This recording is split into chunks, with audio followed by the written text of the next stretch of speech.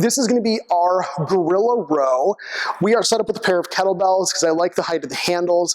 If what you have is dumbbells, absolutely fine. One thing to note, a lot of people need to actually elevate the kettlebells or the dumbbells off the ground a few inches to kind of account for their range of motion or their flexibility or just their proportions. For Susan though, this pair of 12 kilos is going to work really well. She's got her feet set pretty wide and the kettlebell handles are right between her big toes. She's going to push her butt way back, puff up her chest, grab each. So what you're not seeing right now is that she's got a really long spine. The line from her hip to her shoulder through the top of her head is at about a 30, maybe a 40-degree angle. That's great. She's not rounded at all.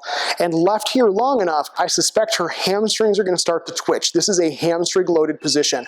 The gorilla row is really simple. She's going to row on one side and then bring that guy down and then row on the other side. And as she goes for about 3 more on each side, I'm just going to narrate a bit. We want to be sure that that elbow is coming backwards so that we're getting most of the load in the lat. The big muscle on the side of the back really should be right underneath her sports bra. Another good rule of thumb is if you feel your shoulders coming up to your ears, you just need to be a little bit more intentional with that elbow coming back so that the mid-back is doing the work rather than the upper traps. Susan, you're good there?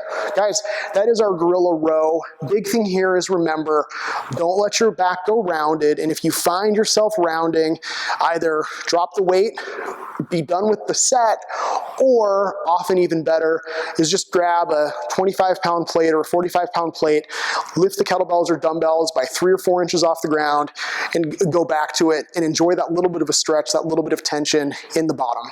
Anyway, that is our gorilla row.